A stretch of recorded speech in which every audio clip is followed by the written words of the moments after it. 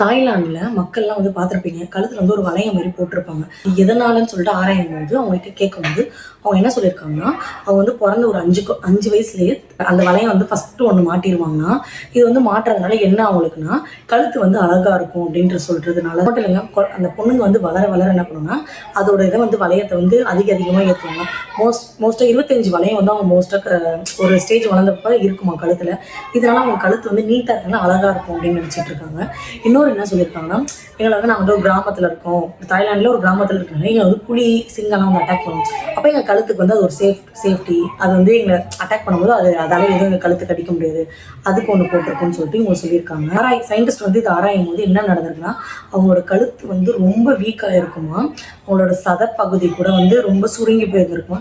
இதனால அவங்களோட தொண்டை குழாய் கூட ரொம்ப ஒரு மாதிரி வீக்காக இருக்கும் அப்படின்னு சொல்லிட்டு அங்கே இருக்கிற டாக்டர்லாம் வந்து கண்டுபிடிச்சிருக்காங்க. பட் இதெல்லாம் அந்த ஊர் மக்கள்கிட்ட சொல்லியுமே அவங்க வந்து இன்னும் மாறல.